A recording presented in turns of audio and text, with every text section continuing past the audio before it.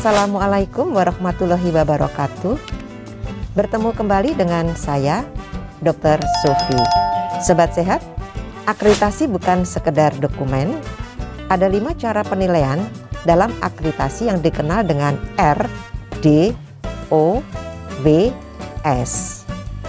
R adalah dokumen regulasi, yaitu SK, pedoman, panduan, dan SPO.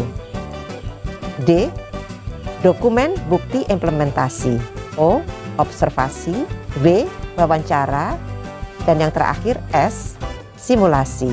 Ini semua untuk membuktikan apakah sobat sehat sudah melakukan kerjakan yang ditulis dan tulis yang dikerjakan. Channel YouTube Dr. Sofi dibangun untuk itu semua. Sobat sehat, ini adalah video saya yang ke-360 yang akan membahas kriteria 2.5.2 intervensi lanjut ditujukan pada wilayah kerja puskesmas berdasarkan permasalahan yang sudah dipetakan dan dilaksanakan terintegrasi dengan pelayanan UKM puskesmas. Setiap versi revisi memang masih dalam bentuk draft. Saat ini sudah melalui uji publik, namun perlu segera disosialisasikan agar puskesmas sebagai fasilitas pelayanan kesehatan tingkat pertama mulai mempersiapkan seluruh anggota organisasi di puskesmas untuk mengetahui, memahami, dan menerapkan serta membangun sistem secara bertahap. Draft standar akreditasi puskesmas revisi meliputi 5 bab, yaitu Bab 1 KMP, Kepemimpinan dan Manajemen Puskesmas. Bab 2 UKM, Upaya Kesehatan Masyarakat. Bab 3 UKPP, Upaya Kesehatan Perseorangan dan Penunjang atau Upaya Kesehatan Perseorangan dan Laboratorium serta Kefarmasian. Bab 4 PPN atau Program Prioritas Nasional. Bab 5 PMP atau peningkatan mutu puskesmas. Adapun perbedaan jumlah bab, standar, kriteria, dan elemen penilaian bisa dilihat pada slide berikut di video. Standar akreditasi puskesmas versi 2015 terdiri dari 9 bab, 42 standar, 168 kriteria, dan 776 elemen penilaian. Sedangkan standar akreditasi versi revisi terdiri dari 5 bab, 34 standar, 78 kriteria, dan 297 elemen penilaian. Sobat sehat nggak perlu bingung karena dokumen-dokumen yang sudah ada di 9 bab itu sangat besar kemungkinannya untuk masih bisa dipakai pada standar yang 5 bab ini. Hanya nanti penataannya harus disesuaikan. Materi baru dan yang disempurnakan pada siap revisi bisa kita lihat pada slide di video berikut ini. Adapun materi baru dan yang disempurnakan pada siap versi revisi meliputi 1. Indikator mutu, 2. SKP atau sasaran keselamatan pasien dan PPI atau pencegahan dan pengendalian infeksi, 3. MFK atau manajemen fasilitas dan keselamatan, serta K3 atau keselamatan dan kesehatan kerja. Dan yang keempat, Germas, 5. UKM esensial, 6. PPN, 7. PISPK, 8. Area prioritas, 9. Penilaian terhadap Dinas Kesehatan. Materi baru tersebut terintegrasi dalam proses manajemen puskesmas melalui P1, P2, dan P3. Mulai video 352, kita akan membahas bab 2 yaitu upaya kesehatan masyarakat. Seperti sudah kita bahas pada video sebelumnya, bab 2 UKM ini terdiri dari 8 standar. Selanjutnya kita lihat gambar 2 di video yang berisi tentang isi standar dari bab 2. Selain isi standar ada kriteria, ada elemen penilaian dari bab 2 upaya kesehatan masyarakat. Kita bertemu dalam 20 video yang akan membahas tentang UKM secara bertahap. Sekarang kita akan membahas standar 2.5. Pernyataan standarnya adalah pelaksanaan pelayanan UKM diperkuat dengan PIS PK. Standar ini meliputi 3 kriteria. Kriteria yang pertama adalah kriteria 2.5.1. Pernyataan kriterianya adalah penanggung jawab UKM, koordinator pelayanan dan pelaksana kegiatan UKM bersama dengan tim pembina keluarga melaksanakan pemetaan dan intervensi kesehatan berdasarkan permasalahan keluarga sesuai dengan jadwal yang sudah disepakati. Selanjutnya, pernyataan dari kriteria yang kedua yaitu kriteria 2.5.2. Intervensi lanjut ditujukan pada wilayah kerja puskesmas berdasarkan permasalahan yang sudah dipetakan dan dilaksanakan terintegrasi dengan pelayanan UKM puskesmas. Selanjutnya kita bahas kriteria yang ketiga. Pernyataan kriteria yang ketiga yaitu kriteria 2.5.3. Pelaksanaan Germas sebagai bagian dari intervensi lanjut dalam bentuk peran serta masyarakat terhadap masalah-masalah kesehatan. Di video 360 ini kita akan membahas kriteria 2.5.2 yaitu intervensi lanjut yang ditujukan pada wilayah kerja puskesmas berdasarkan permasalahan yang sudah dipetakan dan dilaksanakan terintegrasi dengan pelayanan UKM puskesmas. Kita bahas dulu bab 2 dan standar 2.5. Pernyataan dari bab 2 adalah penyelenggaraan upaya kesehatan masyarakat atau UKM yang berorientasi pada upaya promotif dan preventif. Selanjutnya, pernyataan dari standar 2.5, pelaksanaan pelayanan UKM diperkuat dengan PIS PK.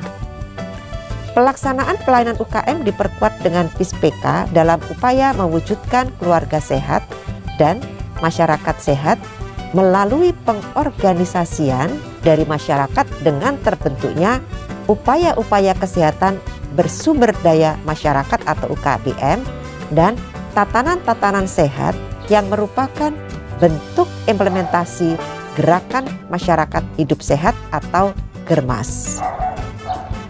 Sobat sehat, selanjutnya kita bahas pernyataan kriteria 2.5.2.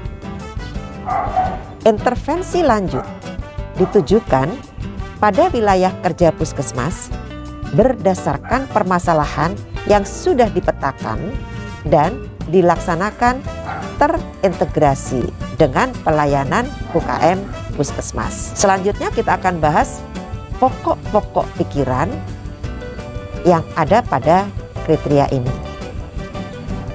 Pertama, untuk melanjutkan intervensi lanjut tingkat wilayah diperlukan penyusunan rencana berdasarkan pemetaan wilayah kerja puskesmas baik yang spesifik terhadap RT, RW, desa, kelurahan, ataupun yang secara wilayah kerja puskesmas. Yang kedua, penyusunan rencana intervensi lanjut terintegrasi dengan lintas program dan dapat melibatkan lintas sektor terkait didasarkan pada analisis IKS awal. Kemudian pokok pikiran yang ketiga, intervensi lanjut sesuai dengan hasil analisis dan pemetaan antara lain dilakukan melalui kegiatan UKM termasuk yang bersifat inovatif, pengorganisasian masyarakat dalam bentuk UKBM dan tatanan-tatanan antara lain sekolah, pesantren, pasar, tempat ibadah, dan lain-lain.